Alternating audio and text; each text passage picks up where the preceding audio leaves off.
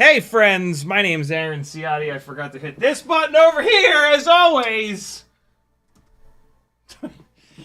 Welcome to Sunday Q&A. We are going to answer some questions. We're going to talk about possibly the best dive ever. Probably not the best dive ever. What? What? You turn on, you.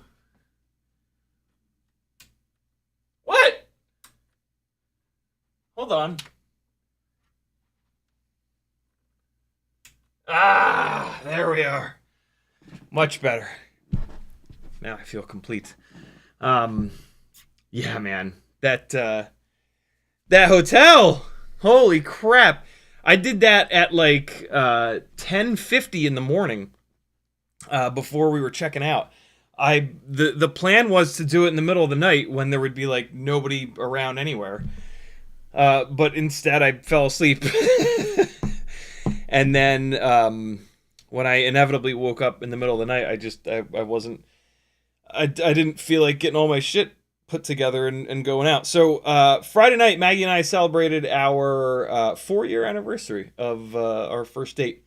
And the plan was to go downtown, stay at that hotel, and then go see. There was a Michael Jackson cover band coming through town, who were apparently really, really good.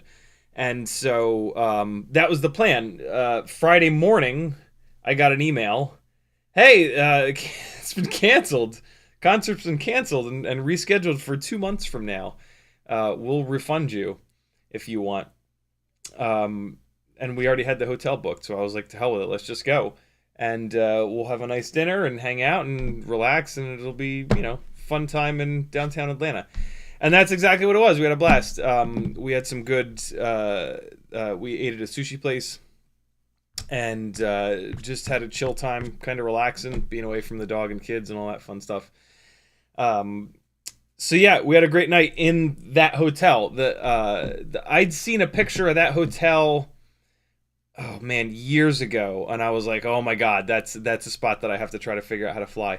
And then like 2 or 3 weeks ago, somebody either in chat or maybe on Discord was like, yo, Ciotti, look at this hotel that's by you, and they posted a picture of it. I was like, oh my god, I remember. I'd totally forgotten about it.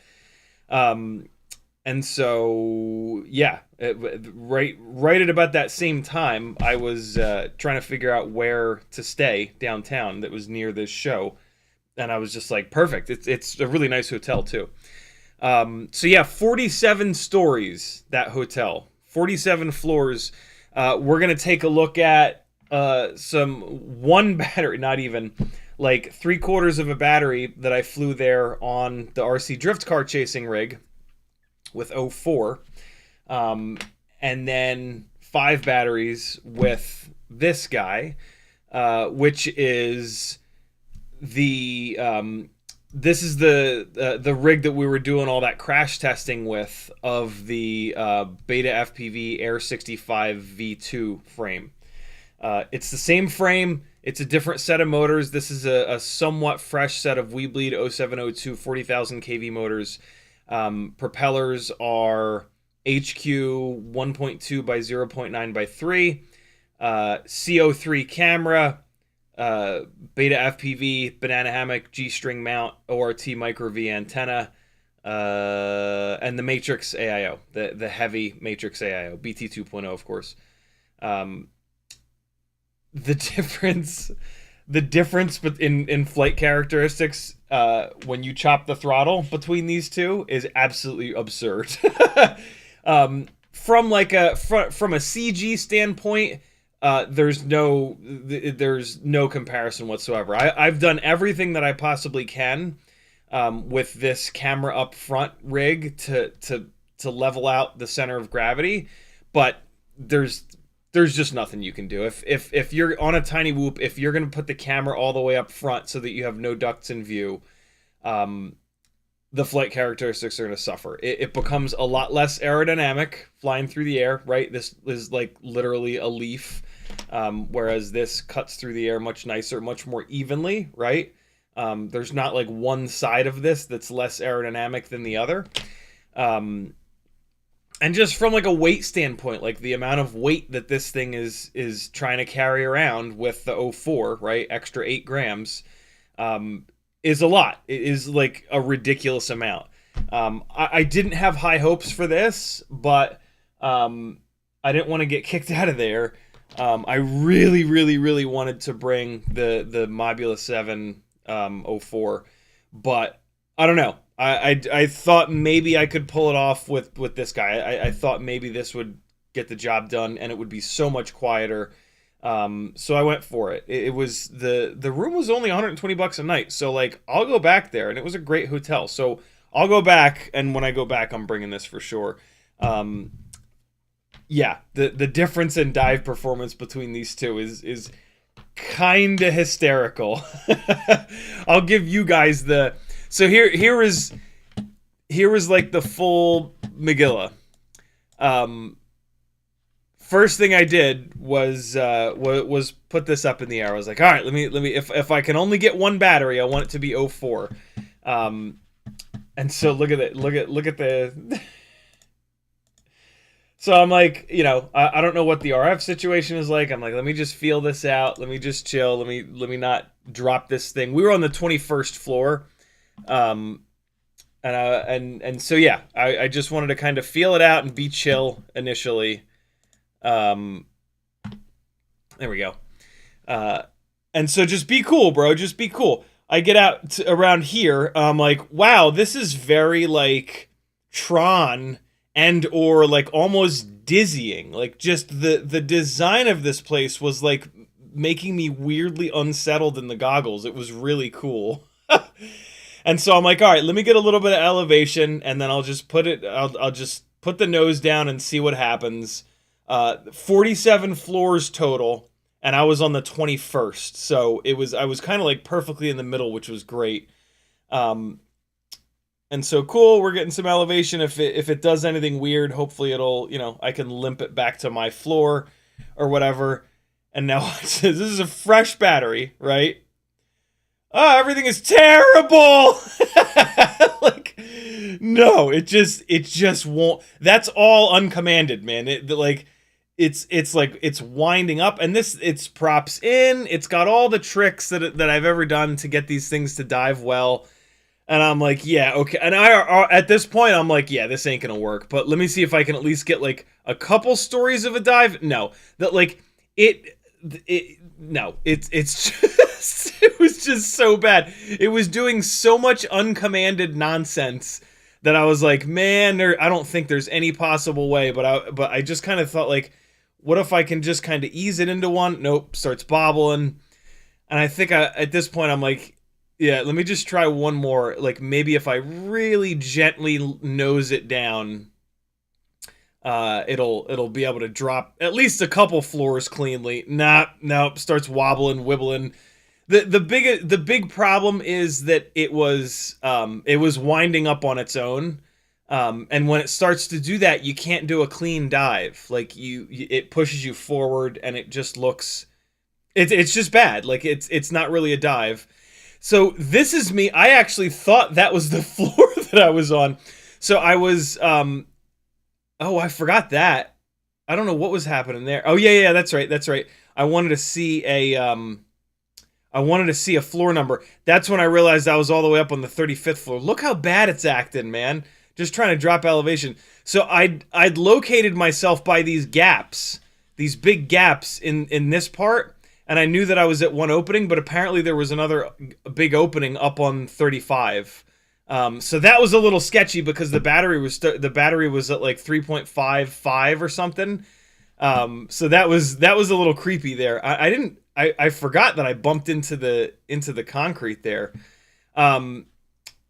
And so that was it. That I put that rig down. I grabbed the analog rig, and now so I'm still a little bit like cautious with the analog rig, but like watch this. Just watch this with the fucking analog rig.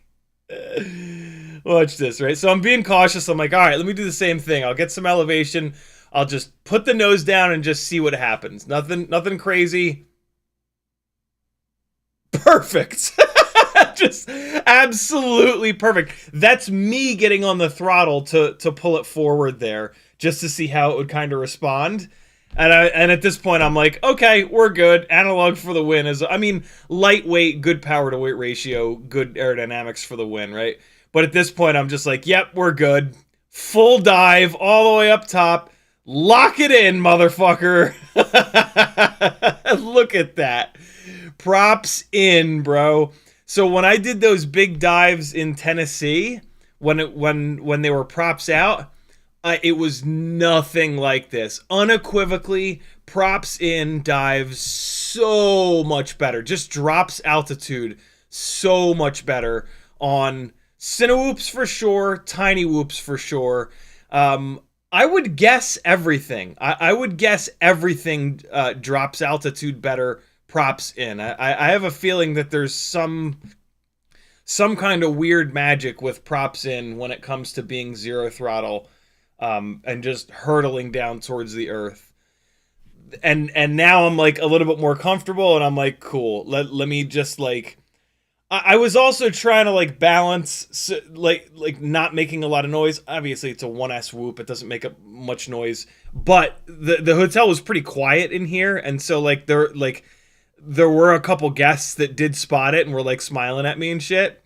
So I was being somewhat cognizant of like trying to not make a lot of noise. So I wasn't like freestyling around or anything.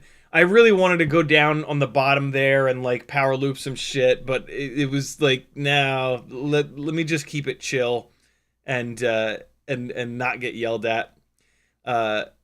Next time I do this, if I do it in the middle of the night, I'll be a lot more brazen. But doing this at like 10:50 in the morning, there's like housekeeping walking around and whatnot. So I was just kind of staying chill with it.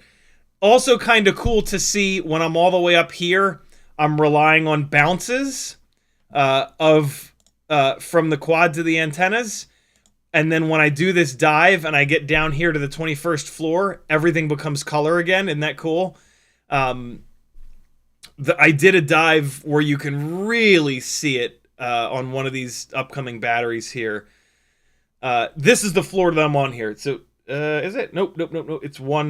It's one chunk up. Yeah, here we go. So I'm on this one here, but it looks like I have enough battery for one more. Yeah, this was insane. To be able to do a dive like this in an environment without any swirling wind, with just like still air. Oh, there you go. Just hooking it up on on the path of the elevators. And then, yeah, like as much as I wanted to drop all the way down low every single time, I wanted to make as little noise as I possibly could down there where the security guards and whatnot were.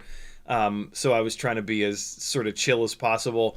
Flying a big ass area like this with a tiny whoop is a little bit weird. And so like I adjust by like really doing tiny little stick movements. As much as I want to like rip in a crazy spot like this, it doesn't necessarily match like what you're flying, right? Like you're fly the location, fly the camera. It doesn't really make much sense to always rip balls. This is using a bunch of throttle to see how quickly I could climb 47 floors. pretty pretty decent for a little 1S rig, right? Like, it went all the way up to the top pretty quickly there. And now I'm just trying to like mess around a little bit more, like not just do a dive every single time. Like, what does it look like if I use the throttle and try to like fly it around and kind of surf on the way down? Just trying to be creative and see what different things kind of look like. This was otherworldly. Here's the dive, right? So I do the dive here right on top of myself. This is all bounce. All of this is bounce. There's no line of sight. Ready? Bounce, bounce, bounce, bounce, bounce, bounce, bounce, and line of sight. Like, it goes from like fully black and white to color as soon as I pass myself. You might even be able to see me. I think I'm right here. I think this is the floor that I'm on. I think that's me right in the corner. Nope. Maybe. And then it just goes color as soon as I go past myself. Isn't that cool? I was like where I was standing, the antennas were able to shoot like downwards, but upwards there was a lot less of a line of sight connection between the camera and I. And it was so obvious when I was flying. It was really neat to kind of see that. Like, I always love when that kind of happens. I think I bumped into the wall here. Yeah, I did. Just using like tiny little stick movements, I get like lulled into this weird place where like I just don't I don't move the sticks enough. It's super weird. But yeah, when I was doing that dive, yeah, you can kind of see it. Like, you can see the ceiling above me is like more pronounced, and like you can kind of see the way that the building is shaped. The building kind of gets narrower towards the top, so I'm standing here and then it gets narrower up above me. So whenever but most of the dives I did across the way here, across the way down the elevator tracks. And so like when I was all the way at the top, you could see it would get a little bit shitty. But as soon as I started diving a couple floors down, it would get a little bit better, a little bit more of a line of sight connection, and it would actually look really good. But when I did that dive like right above myself, it was relying 100% on the bounce of the up over the concrete. These are a couple of the people that were like giving me thumbs up and smiling. These two on the left, and then this one here on the left, and then there was another couple off on the right side that like just barely heard it, and they were standing at the railing watching me fly. They thought it was awesome. Just, man, this is the inside of this hotel is some like freaky dune shit, man. It's like poured concrete. It's this crazy color, and then they have all these incandescent yellow lights. Just trying to like see what the dive looks like off on the side, like as an elevator. And I was also trying to catch the elevator coming up, which I finally did here. And so this was cool. This was heavy on the throttle, which is why I got this low battery warning a little bit early, like 55 seconds into the battery. But I was like really hammering to try to catch up with this elevator. These are the only two elevators that go from the lobby all the way up to 47. And this wasn't the cleanest dive, but it was the dive that I was hooked up with the elevator, so that was super cool. You can really see here a couple of times that if you're getting pulled away, if you're doing a dive and you're getting pulled away here, you need to nose down. Look at me nose down, and now look at it get sucked back in. Boy, did I want to drop down in there, but I was pretty sure that would be a pretty immediate fail-safe because I was 21 floors up. But this is a perfect example, like, if you turn over into a dive, right, and you don't put the nose down far enough initially, and you start getting pulled out, just pitch forward. You can see this whole time I'm pitching forward to try to make that correction. I realized it pretty early, and then I start pitching down like right about now. Gently pitch down, gently pitch down, gently pitch down. Now I have enough, and now it starts to pull me back in to the surface. By that point, it's kind of the bottom of the dive. But yeah, there's a couple really cool examples of what you need to do to get really clean dives. I'll tell you what, though, the biggest thing is to go to props in. My God, the difference that props in makes specifically on ducted rigs like tinywhoops and tinywhoops, is just ridiculous. Absolutely ridiculous. So cool to see that. So yeah, man, props in for Freestyle as far as I'm concerned, because you're gonna be dropping altitude. You're gonna be zero throttle, and there's just something about props in that performs really well at zero throttle. Patrons, you will have a 4K version of that with music available either like tonight or tomorrow. I'm going to upload like a super short little dive test to the Patreon page. So watch out for that if you want to see that in full quality rather than trash live stream quality. Yeah, that was my Saturday morning. That was super fun. And then Maggie and I went out to the Metro Diner, which was right around the corner. Had an awesome little breakfast and buzzed back here and just relaxed. We had a little relaxing Saturday. It was awesome. Really nice Friday and Saturday, just to kind of, life is busy. Like we spend time together, but like we get to spend like, some nights 15 minutes together, some nights like an hour. It's nice to get to spend an entire day. And just have like a lot of the things that are in our mental, our daily kind of mental load taken care of and just sort of off of our plate. So yeah, that was awesome. In the chat, Bad was first, Kevin Sumner was next, Kelvin, Apache Smoke Wounded Sniper, UCanFPV, Schweizer, Graves, Uriel, Spaceman, Spiff, FizzPV, License to Drive, Kevin Sumner, Andrew Taylor, Uriel, Hendrix, Freakazoid, Levster, FizzPV, Brent Anderson. By the way, I am multiple days behind on stuff, so if you've messaged me somewhere or emailed me or something like that, I apologize. I just shut my phone actually went dead, and I left it dead. But yeah, I shut myself off from the world for the last couple of days just to hit the reset button. I have to do that sometimes.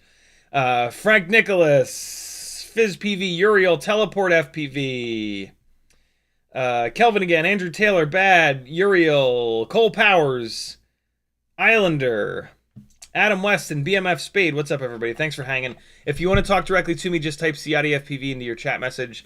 Apache Smoke Wounded Sniper says, good evening, gang, and CiottiFPV. What's up, everyone? Kevin Sumner says, this is better than the last hotel. Oh my god, I know, right? So here's so here's the no reason not to compare these. This is perfect. Thank you for reminding me of, I mean, I know I talked about it, but let me see if I can find the there it is, Monster Jam. So here's the previous hotel with a massive dive. And we're going to go analog, and I think, like, the last flight file is, in theory, the best one. Let's see. Mute this out here. So here's the difference. Here's props out. Same motors, I think. So here's the hotel in Tennessee. Come on, past me. I was trying to get a clean run. A lot more to hit, but massive difference. Massive difference in dive performance. Ready? Same style rig. Here we go. And winding up. I'm just... The whole dive was a struggle because it's winding the motors up and forcing me forward, and I'm having to try to miss these hanging lights.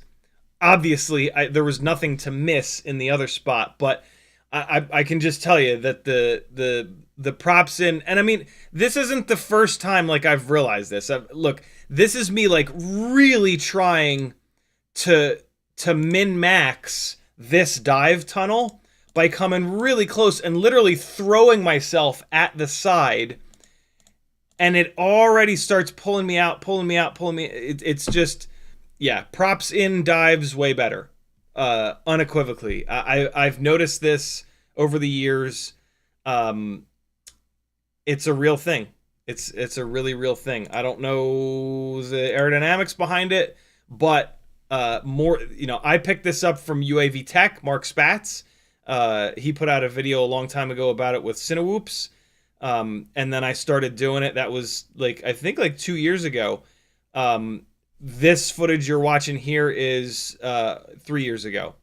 And yeah, ever since doing it, I've noticed it. So it's a real thing. Anybody that says that it's not hasn't tested it, or they just don't know. They don't really understand what the deal is with proper dives. Like, a lot of people just, they don't know the nuance of dives. They don't understand that you can pitch the nose in. They don't understand the importance of setting your digital idle right, and your that's the best that I could do, because it's winding up so much that I have to literally fly it down the dive. I have to fly it forward the entire way. And so that makes you have to do stuff like that, just corkscrew all the way down, which is, I hate the way that looks. So yeah, there you go. There's a 1-to-1 kind of comparison.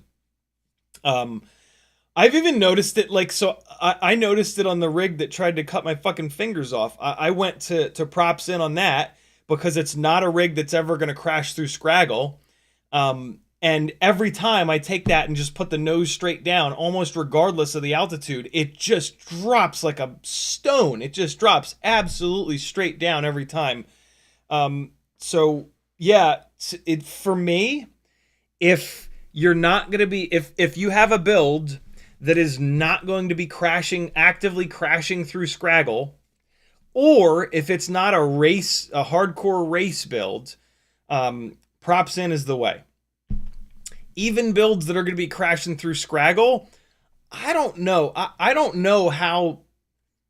Usually when you crash through Scraggle, you're not on the throttle. You're off the throttle. I'm crashing. At idle, I don't know if even the 5-inch motors have enough power to push Scraggle out of the way, right? The reason why we all changed to props out back in the day is that somebody said, yo, I went to props out and now I never get stuck in Scraggle anymore. I never get stuck in trees anymore, which is insane. Everybody still always got stuck in trees, but the theory was that if you've got the propellers doing this, if you hit a stick, that it'll push the stick out of the way. Well, sure, if you're full throttle and you hit a stick, maybe, because the motors have lots of power at full throttle. But if you hit a stick at full throttle, you're fine regardless. You're going to smash it or smash through it, and it doesn't really matter. To me, typically, the value of it is going to be when you hit the top of a tree or whatever, and then you go zero throttle and you start tumbling and falling and all that. And again, at zero throttle, these things don't make much torque. I don't know if they make enough torque to take one of these branches and push them out of the way. So I don't know. I've always been kind of skeptical of how much props out really does help. What I will say though is, for racing, where you are constantly coordinating roll and yaw really hard, and you're turning really hard, props out splits the workload between the rear motors. And what I mean by that is, when your props out, the inside rear motor is what's making it yaw into the turn, right? These two, if you're turning left, for you guys, I guess it would be like this, right? Is that left? Yeah, it's left. If I can't do it like that, my brain doesn't work. If you're turning right, I can't do that either. I have to just do it the way I'm seeing it. If you're turning left, if you're turning in this direction, this motor and this motor are going to accelerate to create the yaw for that. And these two motors are going to brake. For the roll that you're doing, because you're coordinating your sticks, these two motors are handling the roll. And so on a really hard turn, props out is going to load up this motor and this motor and this motor. On props in, these two motors are going to spin up to create the yaw, and then these two motors are going to spin up to create the roll, and so this motor can get overloaded. Here's the dirty little secret. This motor, when your prop's out, this motor can get overloaded, right? Because when your prop's out, yeah, sure, the motors in the back are sharing the load, but the motors in front are not, right? With props out, when you turn this direction, these two motors spin up, and these two motors spin up. These two for yaw, these two for roll.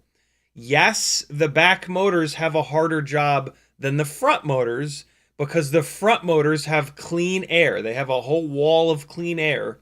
And then but the rear motors have all this nonsense. I mean, it's not that much nonsense, but there's some nonsense creating turbulence. Also, the front motors are going to pull a bunch of air down and in.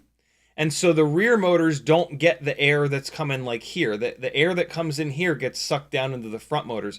The rear motors have to like kind of pull more air from up here. So like absolutely the rear motors have a little bit of a harder job to do. But what nobody talks about that says, props out is always better, is that you can absolutely, there's no free lunches, right? Like, yes, this motor is going to get overloaded a little bit less, but you can absolutely overload this motor. Does it make a difference? Yeah, sure. For racers, run props out. Like, the end. Just run props out. You're never going to take a race rig and do big dives with it, so run props out. There's really no reason to run props in. But for freestyle builds, really think about it. Because, like, with a ducted build, there's no question. With a build that's ducted, there's absolutely no reason to run props out unless you're racing. Because the guards are going to keep the sticks out of the props. There's no benefit to being props out on a prop guarded rig in a freestyle setting, unless you fly some weird kind of freestyle where you're turning really hard all the time, but that's going to be really hard to watch. Nobody's going to want to watch that freestyle. And so, yeah, props in for life, my friends.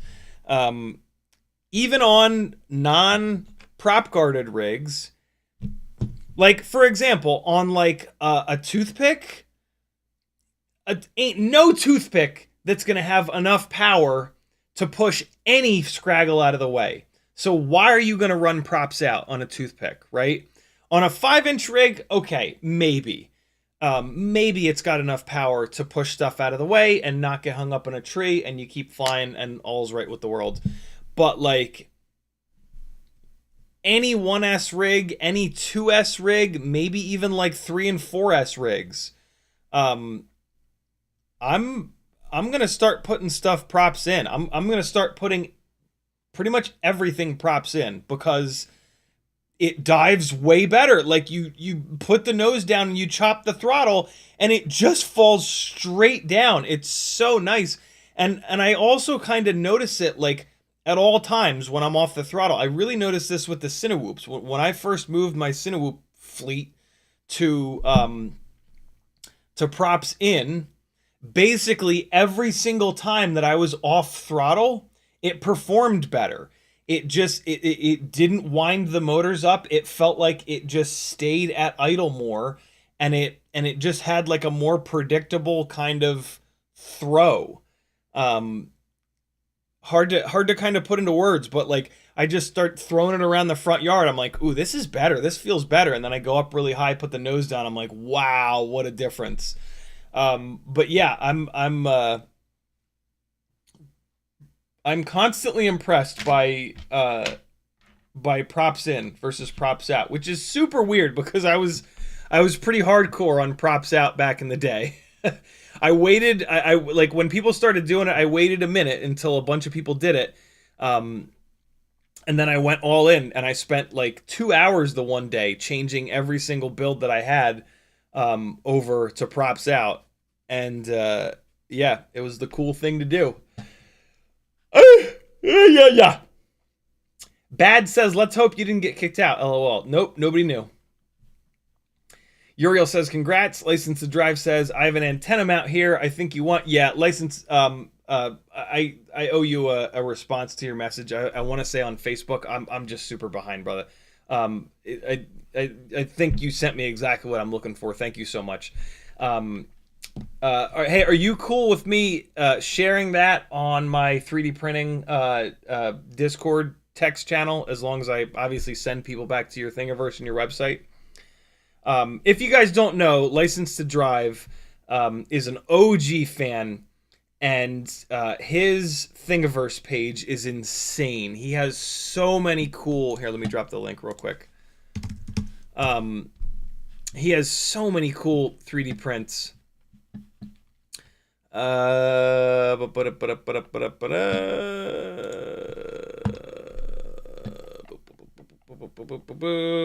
one of them? These are just like my favorites. He was doing a lot of 3D printing design back in the day. Here he is. So he's Haku 3D on Thingiverse. Here comes the link in the chat. And yeah, his designs are just so cool, man. So cool. This is this universal T antenna mount is absolutely genius. It uses these little like, they're almost like living hinges, kinda.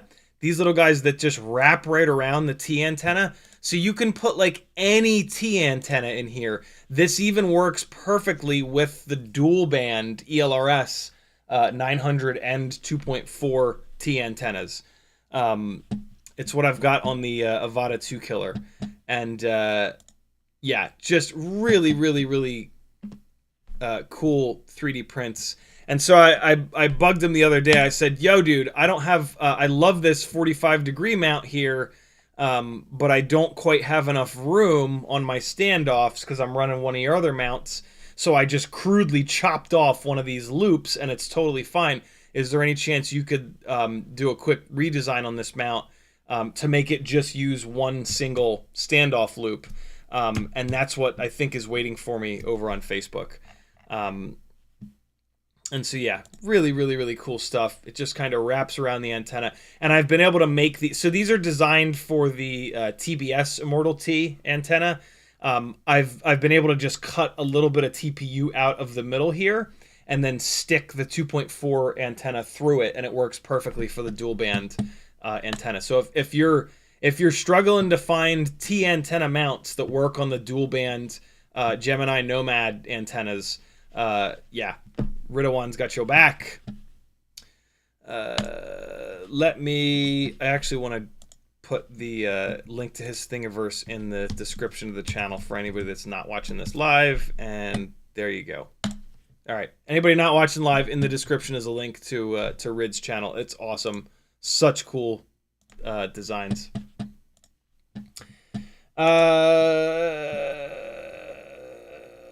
I have an antenna mount here. I think if you want, it's my universal T antenna holder with one arm that holds it vertical at 45 degrees. Perfect, dude. Thank you so much. Levster says, Haiti hi, Haiti ho, everybody.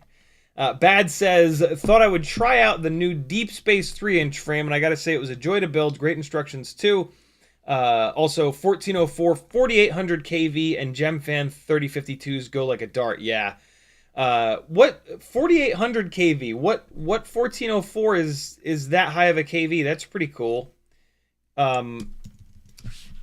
I typically run for 1404s the T motor, 4600 kV, which is just insane. Oh, it's the Eco, the Amax Eco.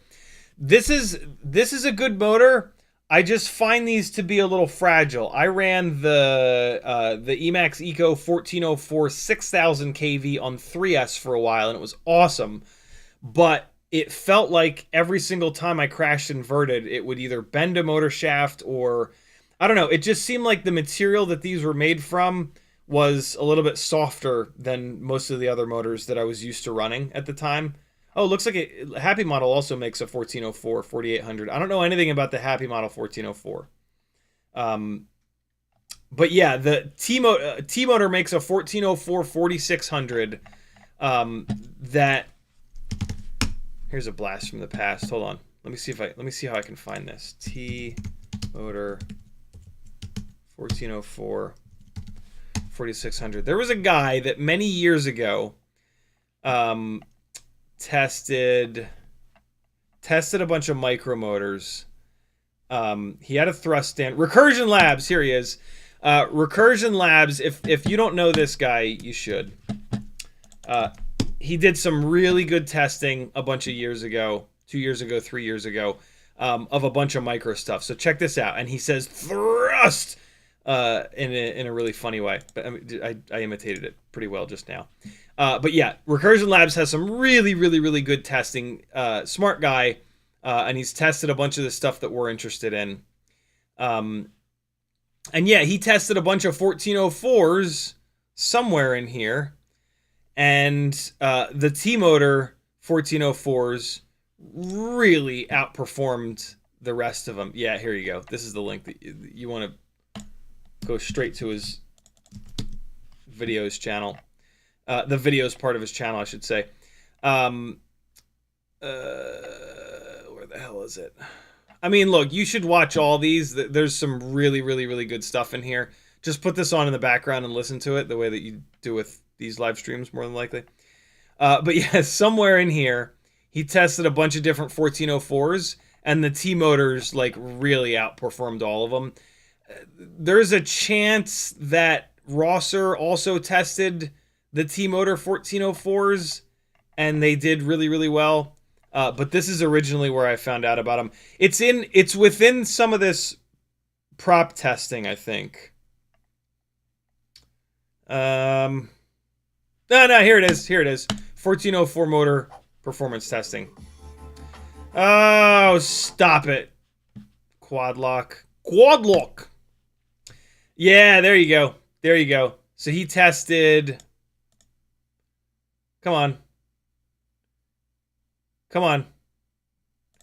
He tested Brother Hobby VY 1504s, Zing 1404, Emax, it looks like a 1306, Flywoo NIN 1404, and then I think this is the T-Motor 1404. And did he graph them out? Did he graph it out? I think he might have graphed it out. Yeah, here, I think this is it.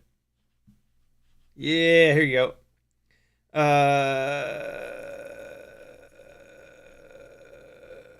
Oh, he tested the T-Motor 3800 kV here. Oh, these KVs are all over the place. There's somewhere... I'm pretty sure he tested the T-Motor 1404 4600 at some point. And it did really, really well. Maybe it was Rosser that tested it. I don't know. This is a rough test, though, because this Brother Hobby is a 1504.5. That's a much bigger motor. This Emax is actually a 1306. Again, much bigger motor. And then the KVs are all over the damn place on the rest of these. But yeah, I've had really good luck with the T-Motor 1404s. I don't know where the testing actually is, but it's somewhere.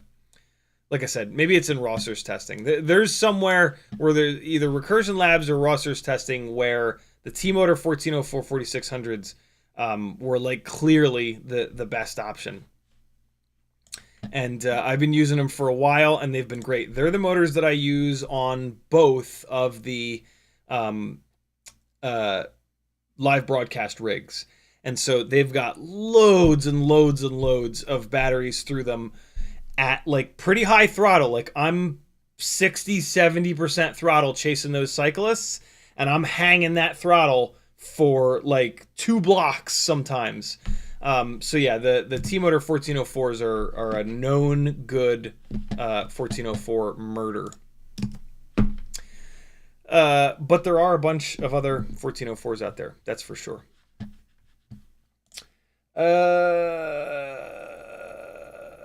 Calvin says, girlfriend's toilet broke, gotta bail on the stream and go save a hoe. Keep it up, bro. Pat says, you should send the hotel a clip from a burner email and see if they want to book you for a gig. Yeah, I want to try to figure out a way to do that, but what scares me So true. Yeah, it's a little creepy, right? Because it's like, oh, to dumb people, it's like, oh, that's so dangerous. Um, even if I send a picture and I'm like, look, donkeys. Uh, so yeah, I would love for them to pay me to come do that because, like, come on now, you put '04 flight footage of that dive on your Instagram channel in front of tens of thousands of people as a hotel, everybody's gonna book that shit. You know what I mean? Like, um, but yeah, I don't know. I don't want to get like barred from the hotel forever. Um, and quite honestly, like the legality of flying these things like inside, it's a little weird. Like, yeah, sure, you're not you don't have to worry about the FAA, but like, God knows what else, right? I mean, they're rounding people up and putting them in fucking concentration camps in this country right now, right? All bets are off. Like, it's and so I'm not gonna. Yeah, I don't know. A burner email account is a really good idea. You can FPV says that may be the coolest hotel I've ever seen. WTF? Yeah, man. It was like you walk into the hotel and you look up and it was just like, yo, this is seriously some Dune shit. Like, this is legitimately some, like, this should be filmed in infrared shit. If you haven't seen Dune 2, there's a couple scenes that they filmed in infrared, which is really cool. Kevin Sumner says, could have saved the battery by riding the elevator up. Oh my god, dude, that's such a good idea. Holy shit, man. I didn't think of that. Man, that could, if they do hire me to come do it, I'm doing that for sure. That is awesome. That would be so cool. Yeah, I mean, if they hire me to come fly that, boy, we could do some fun stuff. I would probably set up about on that 21st floor. That's probably about right. Fly it down, like fly it into the elevator with somebody and like land it on the floor and, like, have like an actor just like they take it all the way up to the 47th, fly it off there, and then just throw it up over the edge. Oh shit. Islander FPV says, did you see that Happy Model answered our prayers and released a molded '04 canopy with a bayonet mount for ND filters and adjustable camera angle, but no soft mount, no sense. Hooray. I did indeed. You're all welcome. Here, look.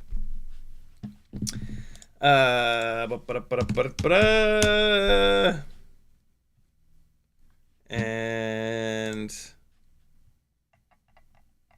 oh, nope. Okay. All right, hold on. Derp, derp, derp, derp, derp. Do, do, do, do, do, do, do, do.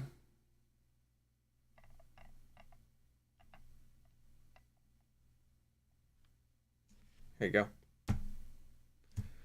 Oh, necessary. Well, yeah, look. Oh, for any chance? Oh, for molded canopy, threads for the front for ND filter. That's the only thing. Only. Blah, blah, blah, blah, blah, blah, blah. And then, yeah, and then as this conversation goes on, so this is back in April. As this conversation goes on, we kind of get to the bottom of it and they talk about bayonet mounts and stuff like that. And he was super interested. And then, he's got to take that back and do something with it. And I'm not at all. I'm actually pretty surprised that it happened this quick. April, May, June, July. Well, no, yeah, 3 months. But yeah, that no one had asked him that. Like, in that conversation, he was like, "Wow, okay, yep, that's a really good idea." And like I even mentioned, like on the front of your canopy, there is like a little bit of a raised lip. Like, all you would have to do is push that out a little bit farther. All that being said,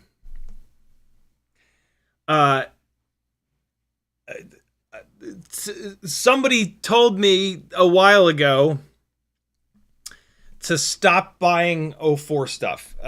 Like a month or two ago, somebody was like, "There's things happening. You might want to stop buying '04 stuff." But like, you didn't hear it from me, and like, it's not set in stone or anything like that, so don't talk about it, blah blah blah. And I was like, I was very cautiously like, okay, it was somebody that I trusted, but it was so wishy-washy that I was like, and I've given you guys a couple of hints here and there, but like, I've always been like, I don't know, like, I don't want to tell somebody to not buy this shit that we can't get in stock when they get the opportunity to buy it, and then this doesn't pan out. Yesterday, I guess it was, Neo 2 camera system started popping up all over the place, and so that must be what it is. What I do know, and we all know this by now, is that DJI pretty much stopped making '04 stuff for a little bit here, and that's why, that's one of the reasons that it all went out of stock. The other reason is that we've elected Nazis. And so, yeah, it's looking like, at the very least, there's going to be a new '04 Lite. I think it's going to be just a new camera. I don't know anything, but I have a feeling it's just going to be a new camera. But there might also be a change to the '04 Pro stuff, which I don't really care about, because the '04 Pro stuff is apparently just like amazing. Not that I've run it yet. But like, everybody that has been running it, I haven't heard a single complaint about it. But yeah, it's really looking like there's going to be a new '04 Lite camera. I'm assuming that it's going to be more. I hope that it's going to be more durable. I'm assuming that it's going to be have a wider angle lens. I'm actually like, I don't hate the low field of view on the old school. I guess we'll now have to call it. Or no, we'll have to call it '04 Lite V1, I guess. Yeah, the camera on these is super linear, which is why it's so cool. There's no fishbowl effect. It, like, every single horizontal line is perfectly horizontal. Every single vertical line is perfectly vertical, even when you get outside towards the frame. It's really cool. When you put it in a build like this, there's no ducts in view, which is really cool. Some people say that they have a really hard time flying it because it's really low. It's not that low field of view, but it is lower field of view than most FPV cameras. I don't know, for whatever reason, I didn't necessarily have that hard of a time. I never noticed it. I never like flew an '04 and went like, wow, it's hard to fly. I was just kind of like, yeah, okay, it's a little bit lower field of view, but I can see where I'm going really well, better than anything else that we've ever flown. So yeah, I weirdly like, well, I think that a lot of people will bail on these version 1 '04 Lite cameras when it's looking like this new one comes out and is probably going to be wider field of view. And so in theory, there'll be plenty of these available, because like, I don't want to bail on these. Like, for this little drift car chasing rig, I kind of want this more zoomed in field of view, because I don't have to get as close to the cars.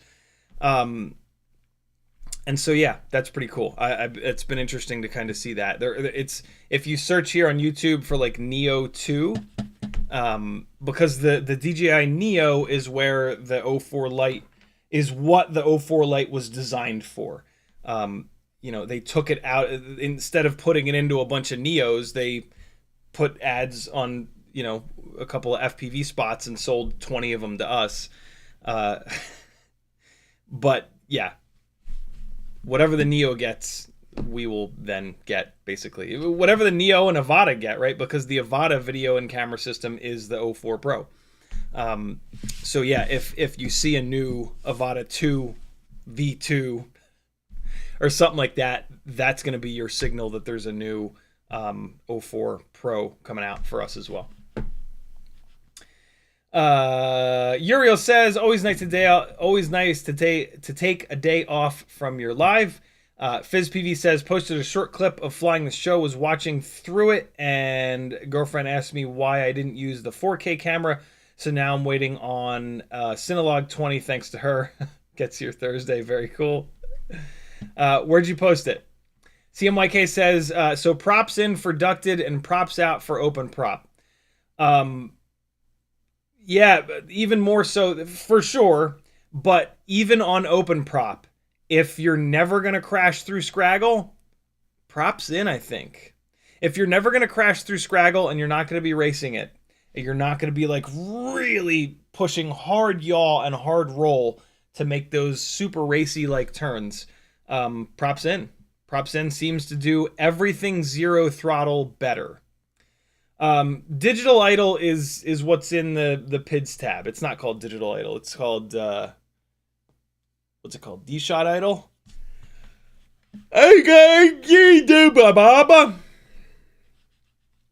It's called something. Let's look it up. Why does Betaflight take so long to launch? Andrew Taylor says, what advice do you have for setting idle? My new Module 8 has it set to 12%, and I think that makes it floaty. The way that I do it is I turn it down a little bit. I turn it down a little bit and fly it. And then if it doesn't fall out of the air, I'll turn it down a little bit more, fly it. I'll just keep doing that until it falls out of the air. It'll fall out of the air like at zero throttle. Like you'll go full throttle and then you go zero throttle and it'll stall a motor out basically. And now you've gone too low, and I bump it up a little bit from there, fly it a bunch more, maybe bump it up a tiny little bit more for extra safety depending on what kind of a build it is, right? If it's like a working build, I'll probably bump it up a little bit more for some extra safety. If it's a screw around freestyle build, I'll leave it as low as possible. Isn't there a way to get it? Isn't there like a virtual? Ugh. Do I really have to plug a quad in? How do you do the virtual thing? There's a way to do virtual. Bing bong. Enable virtual connection mode. Connect. I've been meaning to do that for a while. Dynamic idle. Sorry, not digital idle. Dynamic idle. Dynamic idle better utilizes braking. Motor braking, basically. This is a pretty good description here in the tooltip. But, yeah. This relies on... you have to have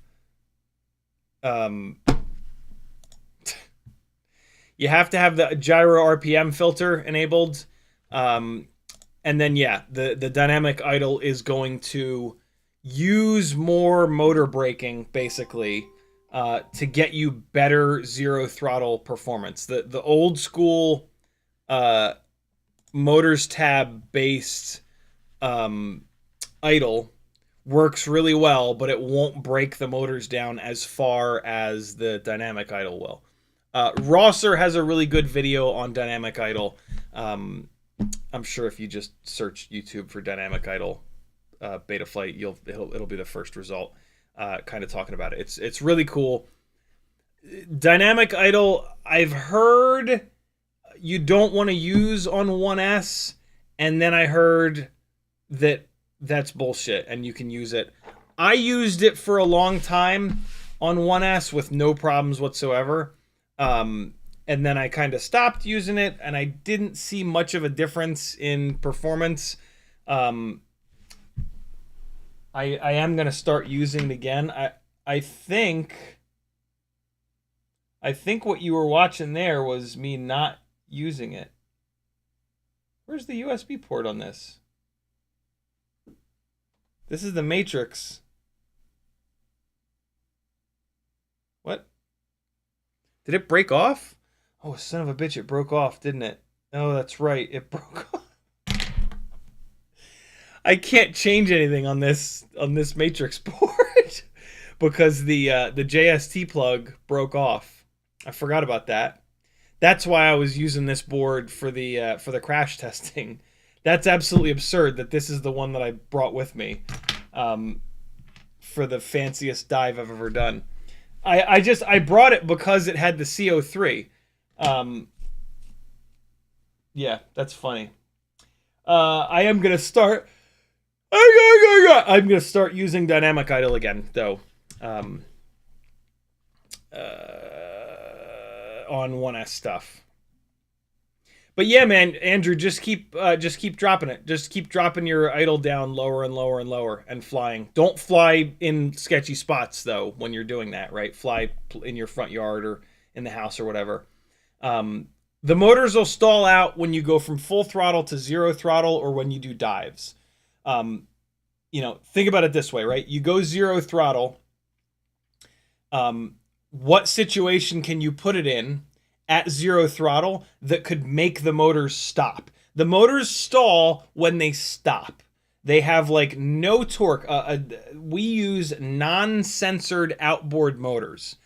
And they do not make much torque at 0. Once they start spinning a little bit, they make plenty of torque. But at 0, they don't make much torque at all. And so the idle, if you move the idle low enough and then you put the quad into a situation where like airflow might come through the motors the wrong way, for example, right? Prop wash turns, you go full throttle, you go 0 throttle, you flip it around like this and it's still 0 throttle. So it's going like 30 miles an hour and then you do that with it and now there's 30 miles an hour of air going backwards through the propellers. That's one of the biggest things that makes the motor stall out. But like there's all kinds of wacky shit that you're doing a dive and it's going pretty fast and there's some weird shit that blows wind, right? But that's what you're looking for. You're trying to put it into situations where there can be backflow through the motors, which will stall the prop and the motor out, and then it won't have enough torque to spin itself back up, and you'll get a big uncommanded kind of motion. It's super obvious. It's not doing it now, and then you're going to start dropping the digital idle, and it's going to start doing it, and you're going to be like, whoa, what the hell's that? That's what it is. And so, yeah, just keep dropping the idle down. And you can do this with the dynamic idle or the regular idle. Yeah, that's how you set it. That's how I set it. There's probably a way to set it with black box, but doing it this way takes 10 minutes. And it's, you know, you're good to go. CMYK says, now I'm going to test this out later today. I'm going to have 3-inch at the spot, run a few batteries, props out, then swap to props in. We'll report back. Very cool. UCanFPV says, props in is insane. I had a 65 that would yaw wash out on kind of simple dives, did nothing but switch to props out, and it will pull out of dives at like max speed at the last second now. You know, that's good. Thank you for mentioning that. On low power setups, for some reason, props out can help with yaw washout. I forgot about yaw washout. One of the really cool things with 65mm tiny whoops in the last like year and a half has been that we've now got motors and powertrains and propellers that make enough power that we don't. Props out has been like a band-aid for a while. If you have a rig doing like weird yaw washout stuff or dropping a motor on hard turns like that, props out has been a band-aid that you can kind of put on that. We've now got drivetrains that make enough power where you don't have to do that. You can choose props in for better elevation drop performance or props out for better spiral turns or whatever. If you have a drivetrain that's not very powerful, sometimes props out will work better. But yeah, thank you for mentioning that, Yuke. I totally forgot about yaw washout. I have not had yaw washout in years because I've been always using the hottest, most powerful motors and props that I've been able to find. And as of a couple years ago, with the right combination of those things, yaw washout completely goes away. So I haven't thought about that in a while. BMF Spade says, I use a lot of his dual ELRS mounts. Nice. They're nice, right? His designs are really, really, really, really cool. Cole Powers says, Prints that flex are compliant mechanisms. Awesome. Awesome. Thanks for that. Yeah, living hinge. Living hinge is something that Adam Savage turned me on to. Just that wording. Living hinge doesn't have to be 3D printed. You've seen it before. Oh, Ridawan has a bunch of designs that use living hinges. Here's one. Here's a living hinge. So this is a living hinge design in here. So the material is thick, and then it goes to thin, right in between here, right at the tip of my finger. That's a living hinge. So the material thins out, and then that thinning out process makes a hinge. And it's I don't know why it's called a living hinge, but it's Adam Savage called it a living hinge, and it's a cool combination of words. Yeah, so that there is a living hinge. Where's the Avada Killer? The Avada Killer has... Oh, you know what's cool? The Avada Killer has both. It has both a living hinge. There's that mount right here. There's the living hinge part right there. And then it's got, what'd you call it? Compliant mechanism? Back here on the horizontal mount. There it is. Wraps right around and then refuses to focus. Oh my God, Logitech. How are you so bad at your job?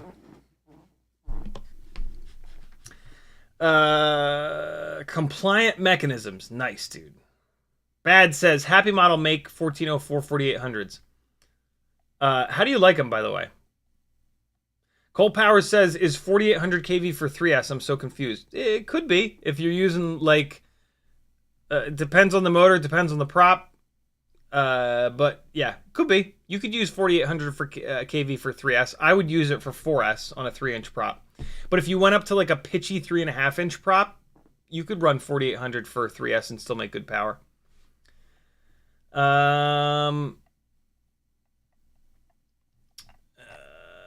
YouTube just did the thing. Scrolling back up. BMF Spade says, just ordered some more Amax 1504 4700. I don't know if I knew that Amax made that motor. That is a really cool motor size and KV. I knew that they did a 1304. I didn't realize that they did a 1504. Where are you getting them from? Are you getting them directly from them? Amax makes some nice-ass motors. I'm worried about their motors not being super durable. But, like, look at this, man. They use a fucking screw on the bottom. Come on now. That's amazing. $19 a motor is brutal, though. Jesus. A whole bunch of different KVs, though. Look at this. 3,000, 3,500, 4,000, 4,700, 5,500, and 6,000 kV. The reason why that's exciting is that a 1504 at 5,500 or even 6,000 kV on 4S will make tons of power on a 2-inch propeller or a 2.5-inch propeller. So if you wanted to make like a 2-inch rig that had mad power, or 2.5, you could do that with something like this. Usually when you get up to the 1404 motor size, the KV stops at like 4,600, 4,800, which is not enough for a 2.5-inch propeller. You then got to look at going to like 5S or even 6S, which is just stupid. This is amazing. They also make it in 2 different motor base mounts, 9x9 or 12x12, which is incredible. This is really cool. Boy, are these expensive though, man. $19 for a micro motor is yikes. But damn, that's 1504. Holy shit. That's really cool. I have Amax motors on my favorite 5-inch freestyle rig. which is under 600 grams all up. Cole Powers says, send email with footage, get baited into being trespassed. unchangeable says, everyone I ever talked to has no sense of danger at all with these. All they ever think about is the privacy aspect. Yeah, that too, right? Flying around in a hotel with a drone. It's like, ooh, invade my privacy, blah. Uriel says, yeah, I wanted a green card, but I will not be there for long. Where's there? Game Cinna says, what's the lightest tiny whoop canopy you use for your 65mm whoops? The lightest? I think the lightest is the Beta FPV G string. I don't like this mount all that much, but I keep coming back to it because it holds the CO3 camera and it's really lightweight and it's somewhat strong. Yeah, I think this is the lightest weight one. There are certainly lighter weight mounts, but I usually don't like them because they let the camera smash into the AIO and that'll kill the AIO after enough crashes. So yeah, I'm pretty picky with my mounts. I really only use mounts that are pretty strong. I do also like the Brain mounts, and they're pretty lightweight. BRIBRAIN on Thingiverse. I also have a bunch of these. If you don't have a 3D printer, I can print this mount or any of these 3D printed mounts for you. You're paying for my time and my filament. It's super inexpensive. And so yeah, there you go.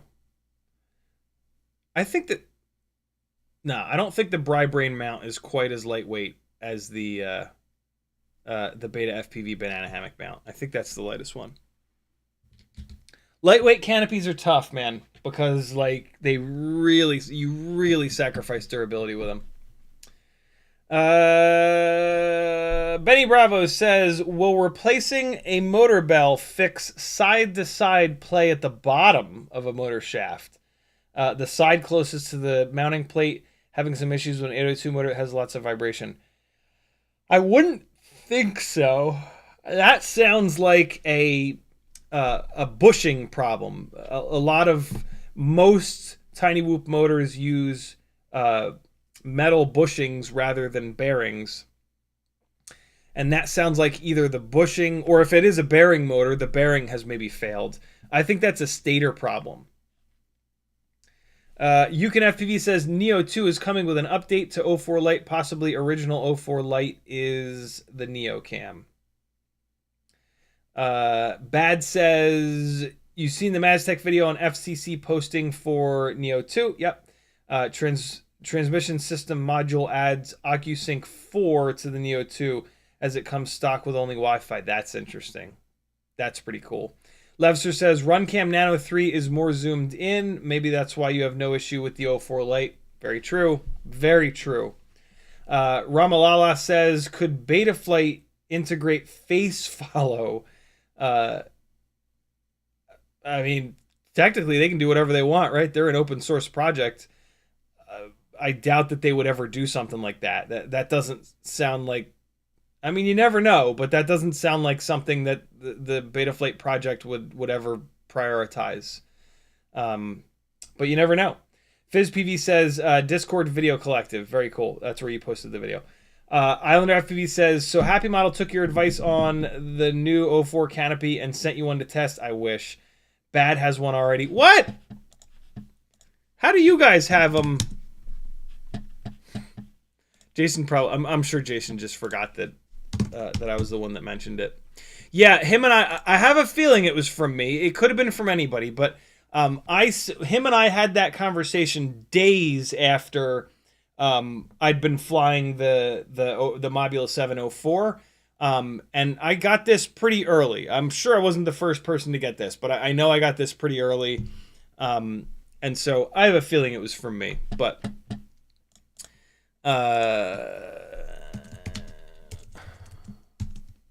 oh my god, thank you for making the 04 canopy with bayonet mount. Where can I snag one? they made that mount just in time for DJI to not sell that camera anymore. I think maybe this is super hearsay. Oh God, I love these. All right, hold on. Ready? Here we go. Here we go. I love these things just absolutely demolishing. Oh! Oh, these things are so creepy. It doesn't even care, dude. It just eats it. Oh. That's just... Oh, that's satisfying. Cole Power says, break out the soldering iron and the nerd goggles. Why? What are we building? FizzPV says, my 75 Pro is the same way. What's that? What's the same way? Andrew Taylor said something, but YouTube didn't want me to see it, so they scrolled me to the bottom, because that's what they do.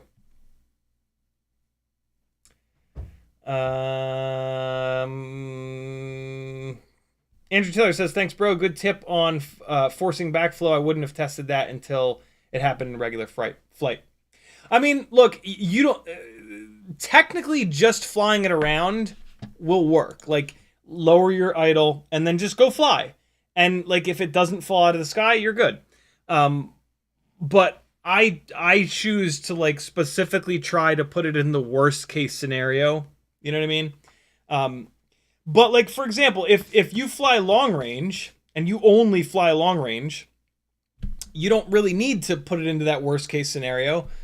Actually, you probably do, because if you're flying long range and there's a big ass gust of wind, like from behind or something like that, it might. But, like, you know what I'm saying? Like, if you just go to the park and cruise around, you don't technically need to, like, push it so hard. But I think it's a good idea too, because if you push it super hard like that to look for that bad behavior, then you're set, right? Like, if you ever do push it really hard like that again, you're good. But yeah.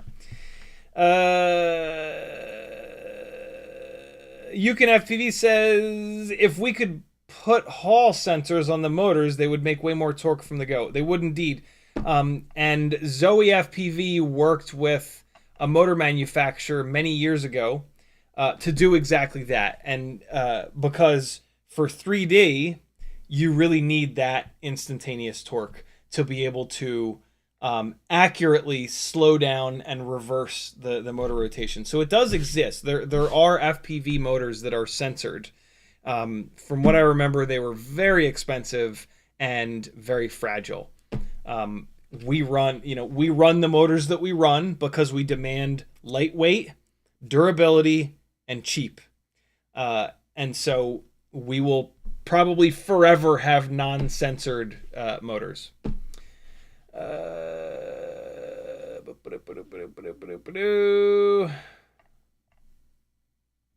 YouTube did the thing again. Come on, man.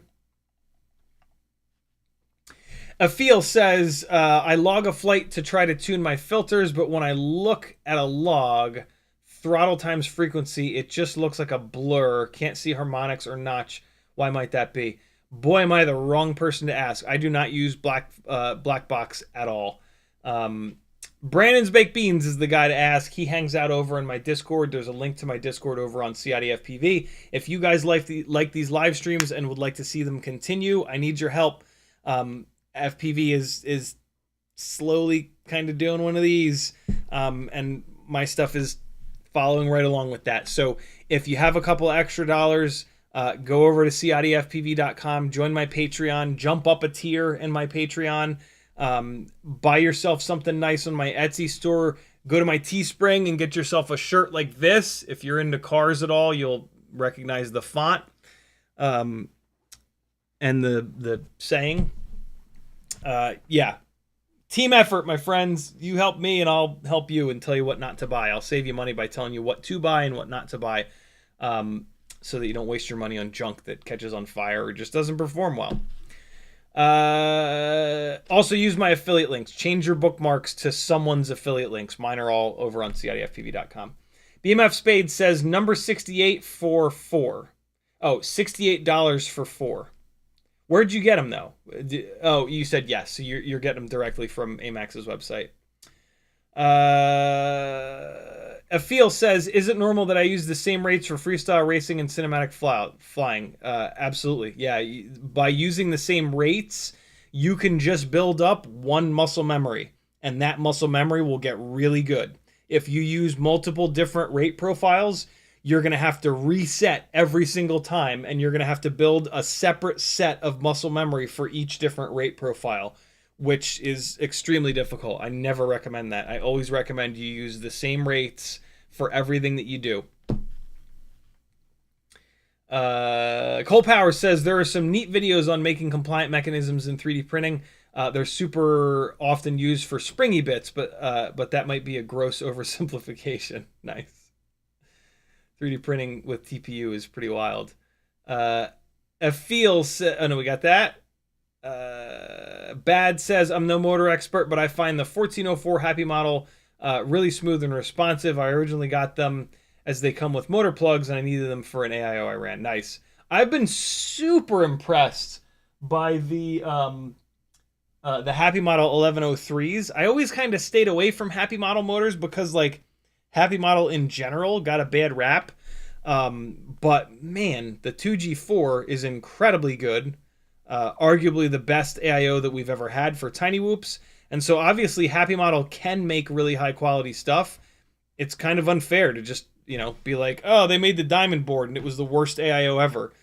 Burn them! Like, they tried something with the diamond AIO. They tried to make the absolute lightest weight AIO possible like 3 or 4 years ago when AIOs were all kind of junk. So go figure. Uriel says, the green guard for the Americas, I got not much blood in my THC, etc. BMF Spade says, actually $66 for the Amax 1504. Is there a discount or something? Because I was seeing 19 per. Flakadelic says, CiottiFPV or the gang, what's the smallest, most affordable 3D printer that can print canopies? Oh, it's not over there anymore. It's across the room because I'm still dealing. There hasn't been any more flooding, but I'm not putting this shit back together until there is at least fresh gutters on this house because it's just going to flood back here again. It's looking like we're going to get gutters like this week or the next week, though. So this shit will be back together sooner than later. But yeah, Bamboo Labs A1 Mini, hands down. It's like $250, and it's just awesome. Although I'm not a 3D printing guy, so if somebody else knows a Creality 3D printer that's like $100 and is not a total nightmare to set up, maybe that's the answer. But the Bamboo Labs A1 Mini is so easy to set up, so easy to run, and it just works. I've done a bunch. I've run through 2 full TPU big reels with it, and it's just awesome. It just works. It's easy to use. There's lots of documentation. It's been a dream. Ramalala says, or if you don't want to go down that rabbit hole, I am offering 3D printing services over on my Etsy store. I can print whatever you need. Ramalala says, is the 1S04 board going to be the same? No clue. I have no info whatsoever. I'm saying that truthfully. It's not that I just can't tell you anything. I absolutely have no clue whatsoever.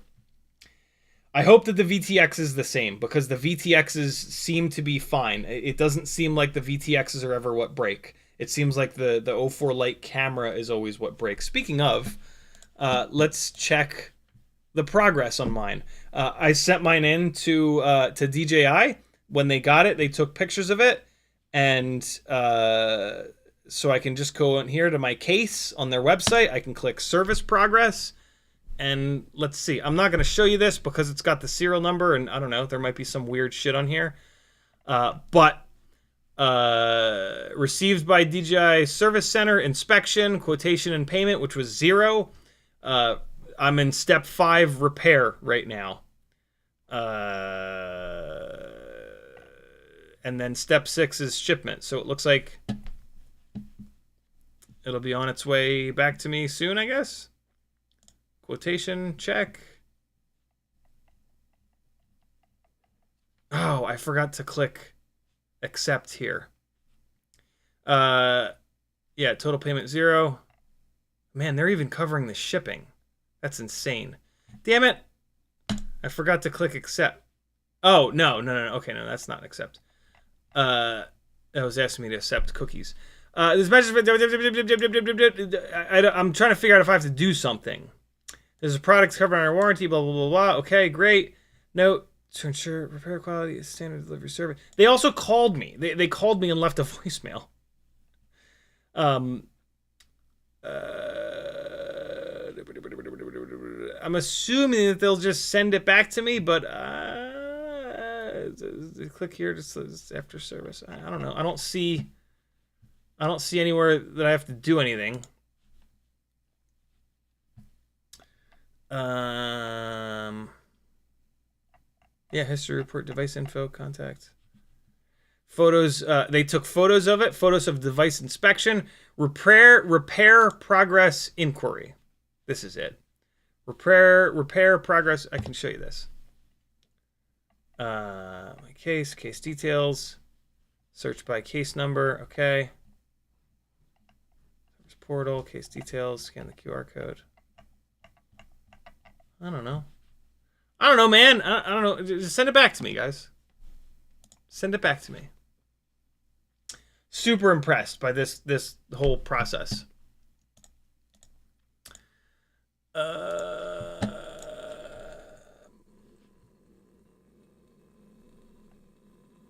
YouTube just did the thing again. Man, you're on fire today, YouTube. Just making my job more difficult for no reason. Bad says, forwarded you my Discord post about the new 04 canopy. Oh, look at that. Oh. Look at this guy. I don't know if you want me to show it or not, so I'm just kind of looking at it. So that better be 1.63. Yeah, it's 1.63 grams. So it looks like the canopy with the screws is 1.63 grams. So can you use... Oh, wow. They set it up just like the Flywoo.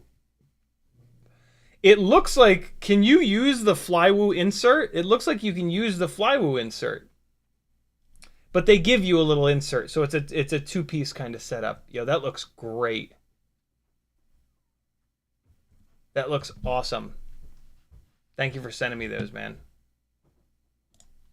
Happy model, man. Listening to the people. Bad says he got it from the Happy Model AliExpress store. Feels very sturdy. The up tilt locks well. Happy Model holder is smaller and lighter than the Flywoo one. Awesome. It holds the Flywoo filter nicely, but not as firm as the Flywoo holder. So we'll see if it lets go in a hard crash. Luckily, since the Flywoo insert won't work. Luckily, since we're running the ND filter on the same camera that we're looking through, if it pops off in a crash, you'll be able to tell, and you'll be able to not take back off. Just leave the shit there and go look for the damn thing. That's what kills us with the GoPro ND filters, is that we're not flying through the GoPro. So we fly, we crash, we fly, we crash. We come home at the end of the battery and the ND filter is gone. It's like, which of the crash sites is it? And I don't remember what the crash sites were. It's just gone, right?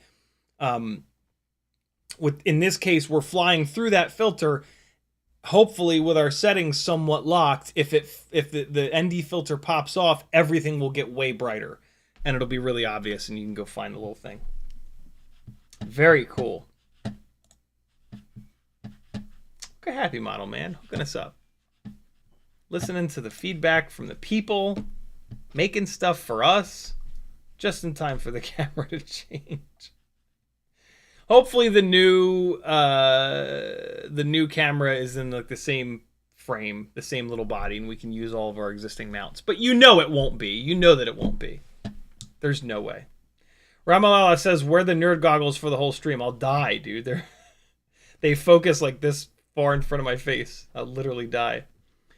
I'll figuratively die. Shoestring FPV says, I have HD0 box goggles with stock stubby antennae. What's a good upgrade? I have 3 analog whoops, 1 HD 0.75mm. My go-to is always True RC. True RC singularity antennas are just amazing. Really small, really well designed. They perform awesome. They look great. Yeah, pretty much everything that True RC makes is just awesome. So they're an easy just go-to. FizzPV says my Matrix 75 Pro is unchangeable due to the same plug failure. That's super annoying. Freebird says, how well do rates transfer from sim to in real life or vice versa? The rates transfer damn near perfectly. It's the physics that don't. The sim physics are never quite right. But the rates are perfect because the rates are mathematical, right? They're degrees of rotation per second. So the devs can just, code that shit in and away you go. So yeah, rates come across from the sims damn near perfect. Well, in Velocidrone. Velocidrone's the main sim that I use. Some of the other sims, God knows. But BMF Spade says, have you seen Tesla making an aluminum ion battery for their cars? Base model will be $17,000 for the car. It's a shame they're Nazi cars. I could not possibly care any less. Because, Nazis. Cole Powers says, not to dwell on it, but compliant mechanisms are the best in rigid plastic that deforms predictably when specific parts of a model are printed super thin. That's pretty cool. So like PTF, you could print it super thin in PTFE. That makes sense. BMS Spade says that price is for one. If you buy more, they're cheaper. On the motors from Amax. That's true. That's right. They have the little volume discount. Tamava says, have you done a recent repair with Cadix? Yes, actually. I got a 1S I need to get worked on and was wondering if there was anything funny with it getting shipped back to the US. Nope. I sent Cadix like 8 air units, I think. 3 or 4 walk snail lights, 2 Vistas, and 2 or 3 of the version 1 walk snail VTXs. And it was the process is a little bit weird on their website. You have to like buy the repair service for $0, but like there's a page, just go through it. It explains how to do it. There's no like portal that you can log into or anything, but they'll email you. And yeah, they came back to me that the repair costs were very fair. They didn't do anything for free like DJI did with this 04 Lite. But yeah, it was the repair costs were very reasonable. And then they all showed back up and they're here. UCanFPV says, I got an email from Dan yesterday that I won an Air 65 and some other goodies. I'm pumped. Dan who? Ramalala says, just flip them down to make googly-eyed. No. Cole Power says, not to dwell on it, but nobody prints PTFE. PTFE is a material used for slippery tubes. I don't know why I said PTFE. I meant PETG. Yep, you meant PETG. Yep. Cool. I showed you guys all the dive footage. There will be a full like edit at some point. Patrons, you will get this cool little part edit with a cool little song added in there. Let's fly a couple batteries and then we'll part ways for the afternoon. You guys can get the rest of your Sundays on. I've got a few batteries charged here. Let's fly this rig that's just sitting here. Let's keep crashing this Air 65 V2 frame and this Matrix board that I can't change any of the settings on ever again. Hey, look at this. I put together a little not really a gorilla whooping setup, but this is an old Maxpedition bag that I got in my airsoft days, much smaller than my regular flight bag. It's a single shoulder bag, which is cool until you load it up with a bunch of stuff. Then it just hurts your one shoulder. But FPV stuff is pretty lightweight. I was able to put, there's a pocket, and boy, is this hard to see, but there is a pocket in the front here that fits small FPV goggles really well. There's a big square pocket here for just general mayhem. And then there's the main sort of compartment. The main compartment fits my Goggles 3 in this low pro case perfectly. Next to this, I was able to put this little double whoop container with a bunch of batteries. So this, I was able to just slot. I've got rabies. I was able to just slot in there really nicely to protect the little whoopies. And then in the bottom of the main area is this guy with... It's stuck on my finger! No! Let me go! With my QX7. With a lanyard. So yeah, that was pretty cool.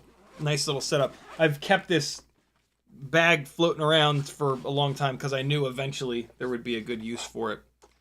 And that day came. I've used it. I used it for a little bit way back in the day as a flight bag, so I knew that it would kind of work. But yeah, it was nice to use it again. Always nice to use. Always nice to hoard something and then use it again down the road. It really makes you feel smart, you know. Makes you feel like you saved some money and you're smart. Great. Makes me feel smart. Very smart.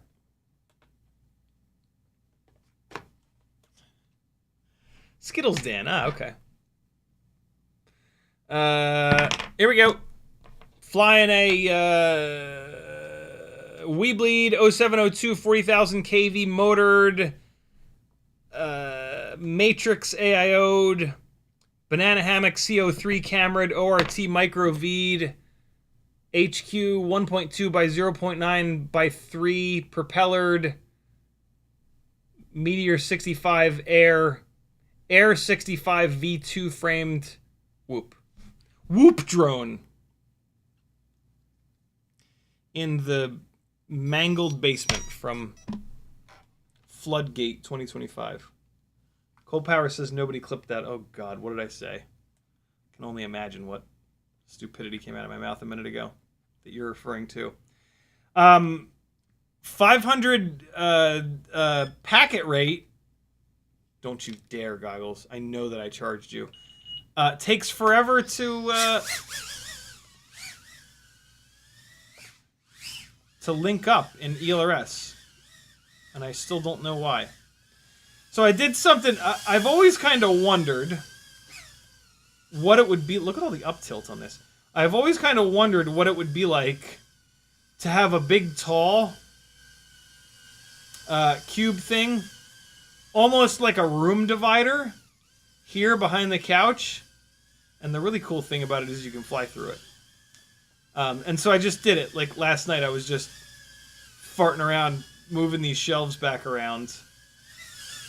And I figured I would put it there. If I was going to do this, this is not wide enough. It doesn't really look right. I would need to get a... so this is a, 4x4, 4 wide, 4 tall. I would need to get a 2... Well, which I have. This is a 2 wide by 4 tall, or 4 wide by 2 tall. So I would stand this one up and put it next to it and, like, fully divide the room. But I don't think I'm going to do that because these fit with this wall. You know what I mean? Oh, God! I'm very not used to that being there. So in theory, I can... Well... I can obviously crash into it, but in theory I can...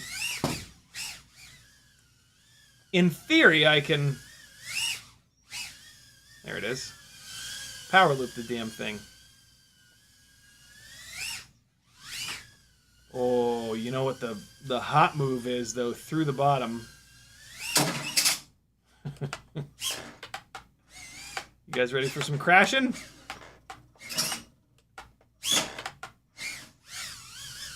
Time for some crashing. Oh, I think that went through.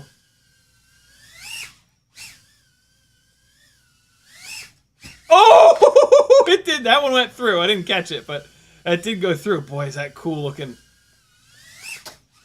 Oh! How the hell did it get back onto this side? Whoa! I did an inadvertent... I did an inadvertent half railgun. Uriel says it's way too full, like my place. Yeah, this really cuts the room in half, and the room is not all that big anyway, so it definitely won't stay like this, but it's fun to have it here right now. You Can FPV says, dude, I really wanted those 40,000s, but the warning on the website kind of sketched me out. Yeah, they're a lot. I mean, I session them battery after battery after battery. I don't know. It's fine.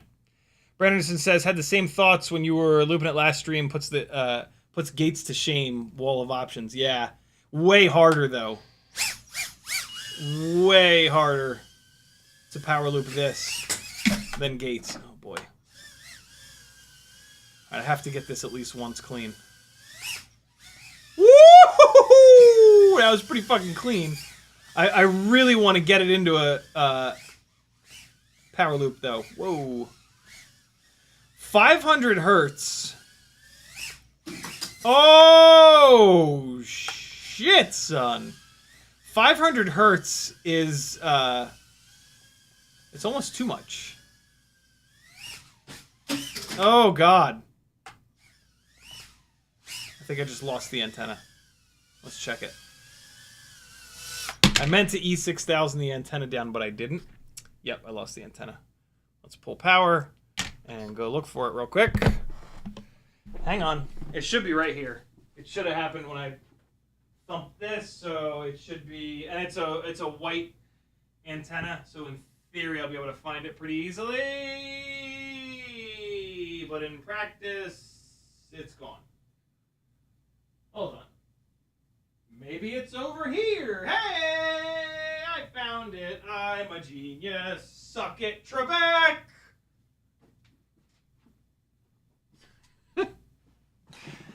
How many people know what Suck It Trebek is referring to? If you don't know what that's referring to, sucks to be you! Actually, it's great to be you because you'll get to watch that for the first time now that I've told you about it. Always use magnification when you're plugging these UFLs in. It makes it way easier.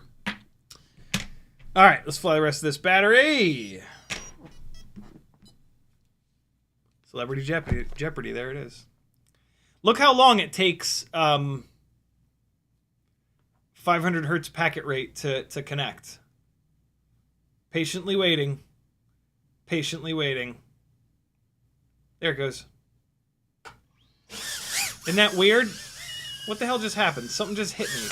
What just hit me in the transmitter hand? Oh, a battery. I blew a battery away. Yeah, versus watch this. I'm gonna go to 250. I almost like 250 better. 250 is more what I'm used to. Here's 250. I just changed it on the module. Ready? Watch this. Watch this. And it's connected. Yeah, that feels way more normal. 250 is what I've like always used. Oh, no. Holy shit, I got it out of there. It was in there. Wow, that'll never happen again. Ooh, ooh, ooh. Easy, fella. Easy, fella. Wow, having this here makes this room a lot harder to fly. Oh, God, no! No, no, no, don't do it. Don't do it. Calm. Just... Oh, my God. I just went for the instant full room throw. Woo! I can tell that this camera has twisted in the mount.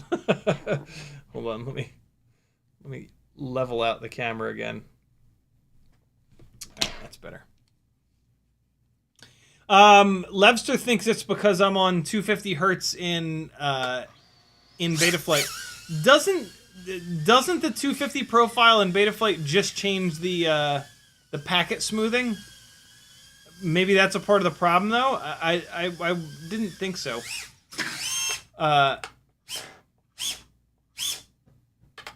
It's worth a shot. Well, it's worth a shot on a tinywhoop that has a functioning USB port on it, which this one unfortunately does not.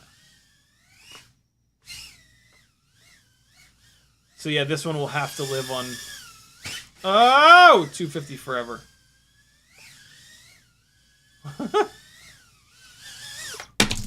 Hey! But we'll just keep bashing the shit out of this thing till it blows up. The VTX is already pretty sketchy on this. I mean, on all beta FPV boards, but still. Alright.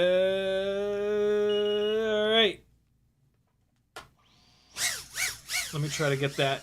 Let me try to get this power loop. I almost called it a power flip. Let me try to get this impossible power loop going. Impossible IKEA power loop going. Is there one of these cubes that's better than... Remembered that I had air mode on a Switch. Is there one of these cubes that's better? Yeah, I was doing it in the right cube. That ain't it. Stop it. Stop it. Which way is up? Stop it.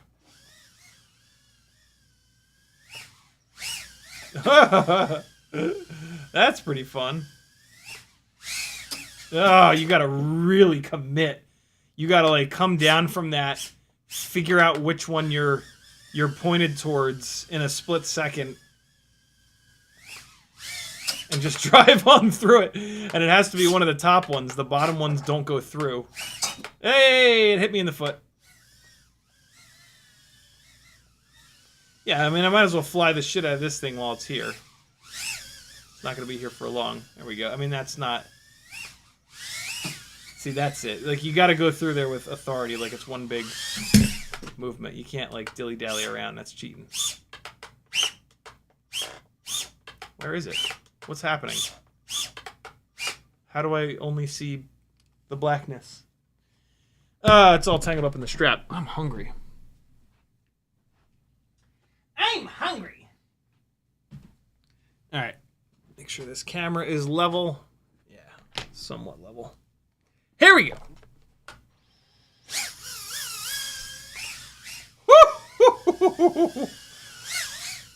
Oh God, it's so busy in here.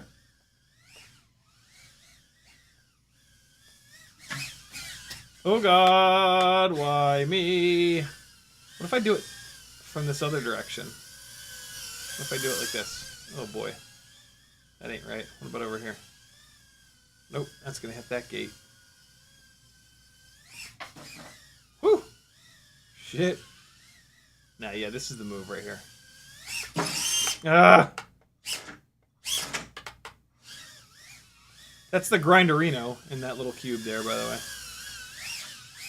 way. That looks really cool. Oh, what about... Oh, yeah. Okay. Hold on. We are flying backwards through these bitches. That's what we're doing. Oh, so close. Where am I? Oh, I'm on the back of the couch. Yeah, I think we get it out of there. Aye, battery's done anyway. Okay. Next one. All right, we got to get that. We got to get the Matty flip through there. That's more important than the power loop. We got to get that blind backwards hurl through there done. That's the deal. There we go. All right. Let's do it. Here we go. It's going to happen. Not yet. Ah! That didn't take very long. Let's try it again. Hey. Just gotta go through this one. Oh, shit. Touched it a little bit there, but, you know, that's what she said. Oh! I just tried to, like, randomly throw it towards it on that one. Oh. Oh, God. Coming at me. Eh. Hey. Oh. Whoa. Almost got it stuck in my hair again. Ah. Got on the throttle a little too late. Nope. Come on, once more. We gotta get one more. Oh, God. It kind of touched it on the way through there. Oh, that was the one, man. Ah! Yay! Come on, one more clean one. Ah, a little too late on the throttle again. Ah, same thing. Damn it. Oh, shit. I just went full throttle into the front of the shelf.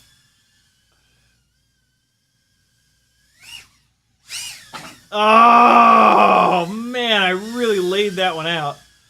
So I'm coming in as low as I can, and then I'm throwing it up as high as I can so that I can really, like, exaggerate what it is. And it just looks cooler that way, you know? That's just, like, that's the way that you should do Matty flips, especially inside. If you're doing Matty flips in the house, you kind of have to do that. You have to really min-max it by, yeah, being as low as possible, throwing it up as high as possible, and then that'll give you a little bit more time. Here we go!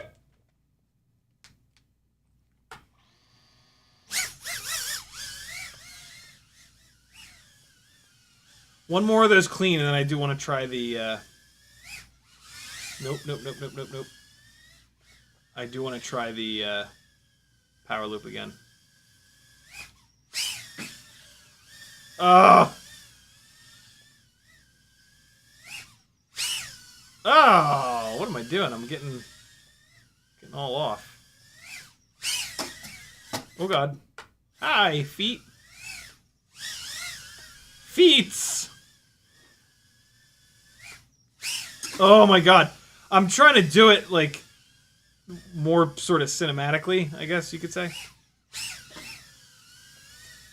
That's why it's getting harder to do. I mean, you can just, like, force a Matty flip around. It just doesn't look as, it doesn't look nearly as cool. Like, if you rush a Matty flip, they tend to be a lot easier. Ah! Screw you!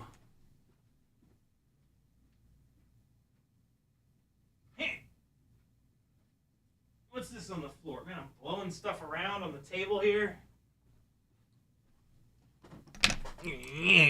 What's up, Gert? Jan!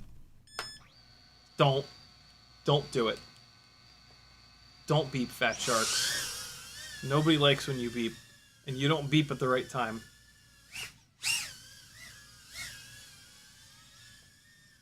Man, I'm getting worse. There it is. There it is! Alright. Oh! That looked cool. Ah!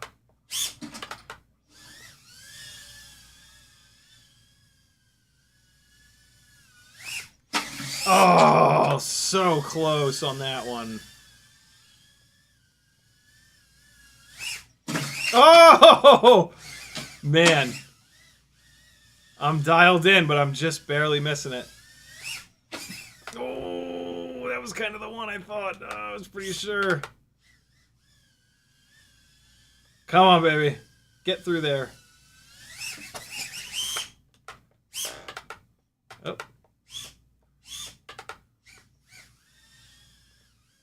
Come on, just one. There it was. Oh my God. Oh my god, that looks so cool.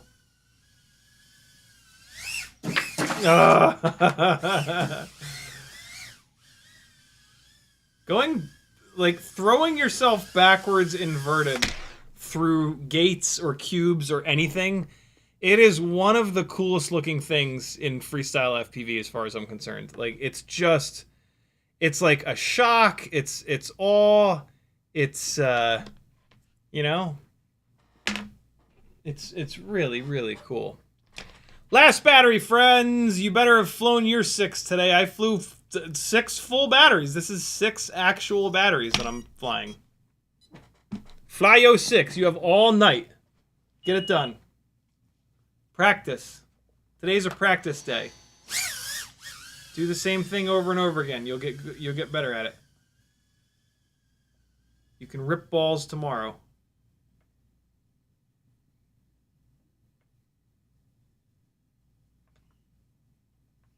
Oh my god. Where's the dog? Is he in the tent? Not in the tent.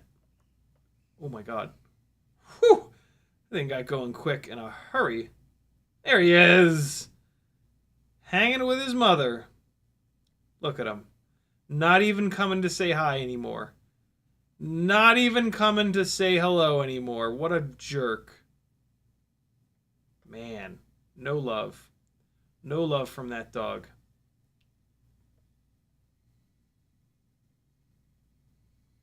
Boy, am I shit at right-hand orbits.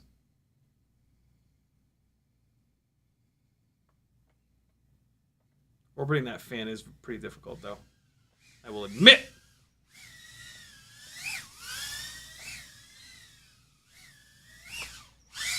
Oh, I couldn't decide which cube to go through. So I figured I'd smash into the thing between them.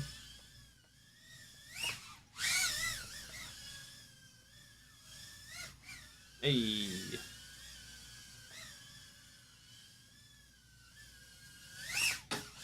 Oh, what was that?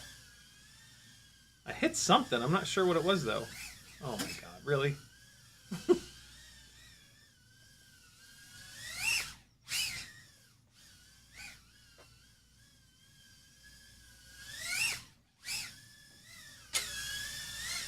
Oh, it's the antenna. It's the antenna hitting the top of the thing. Hey. Ah! I'm stuck up on top. Hey! Uh-oh. Yay! Oh, shit. There it is! 6 batteries of flood-damaged flying. Oh, no. Get out of there, buddy. Get out of there, little fella. There it is. Woo! That was a good little session. Get your session in today, too, my friends. Fly better. All you got to do is fly more, and then you'll fly better.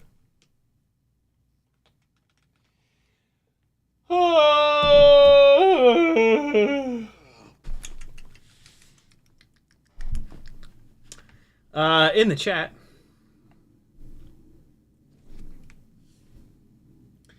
Uriel, no, we got that. White Powder says, love the Maxpedition gear. Oh my god, what is that? What is...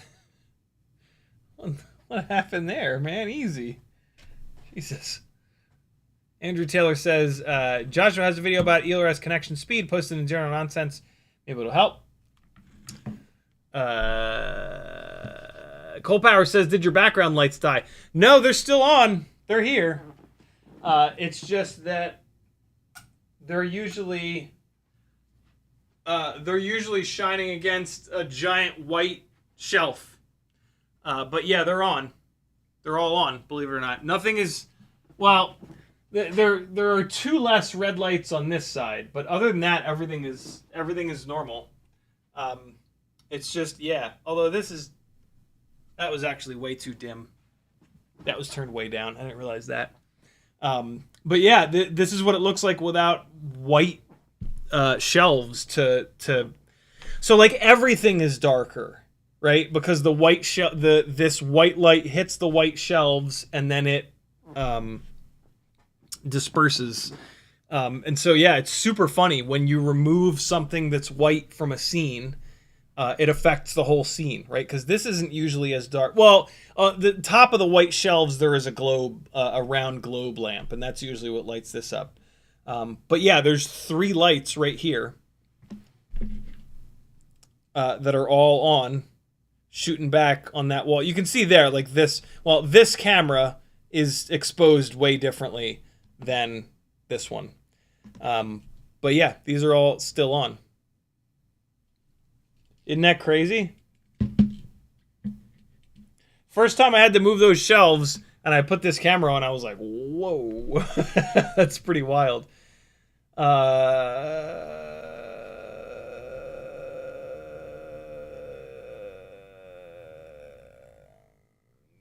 unchangeable says, wait, what do the different packet rates do? I'm still an ultra noob with the ELRS. The higher packet rates send packets more often. 500 hertz, 500 times a second, 250 hertz, 250 times a second. So the higher the packet rate, the lower the latency, because it's sending packets of data more often.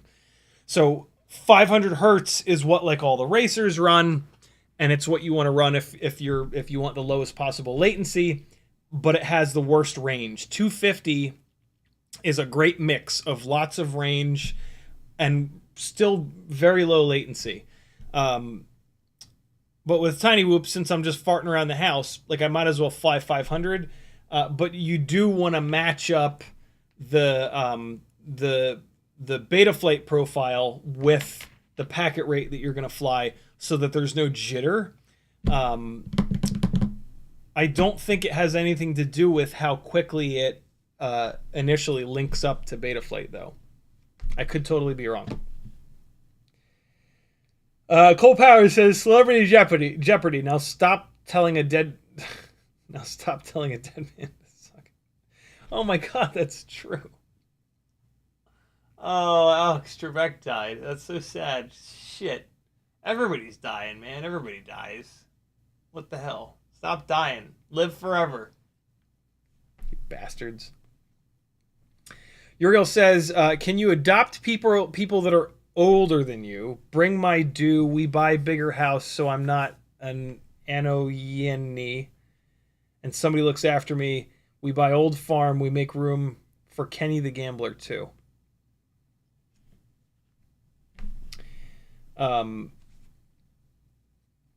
Cole Power says, "I wish my tinywhoop could do 100 or maybe 50. 100 would be fine.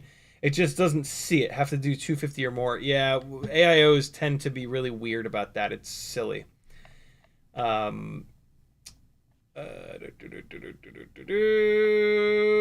Uriel says, "Oh God, why me? Learn Grasshopper. Don't jump too far." Rennie Anderson says, "Maddie Railgun." I mean, the point of the railgun is to fly into the lit up gate and then bah, like railgun yourself out. I think what you're saying is like Maddie flip into that and then just hammer the throttle and shoot out. That'd be cool. That's just it's more of just like a Maddie with an aggressive ass exit. I wish I had another battery. I would try it. unchangeable says, "I was practicing Maddies last night and somehow completely cut my VTX antenna in half." YouTube just did the thing again. Uriel says, "You did not understand, but you were a threat to him together with the flying anus." Uriel says, "Teddy is your savior." Cole Power says, "Get a sheet of poster board to use as a bounce card." Yeah. Yeah, BMF Spade rightly saying that Ozzy passed away. I truly thought that Ozzy Osbourne was going to live forever. I really did. I've been to Ozfest, I think 3 times. And I've gotten to see him all 3 times. The third time was not that many years ago. Maybe 6 or 7 years ago. And like, whew, he was a mess. He was like he was just like puttering around on stage, and like 4 or 5 times during every single song, somebody at the front of the stage would hammer him with a bucket of ice water, a big bucket of ice water. Thanks a lot, EOS Utility. Perfect segue to end the live stream. Thanks for hanging out, friends. CiottiFPV.com to support me if you want to see these live streams continue. I need your help. I'll see you guys on tomorrow night at 10 o'clock Eastern. Love you. Bye. Oh, wait, no, hold on. Let's... Oh, here's some 04 flying around the house footage. How about that?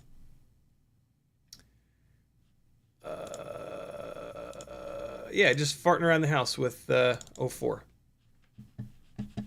Love you, bye! With the cinematic drift car chasing rig. See you tomorrow night.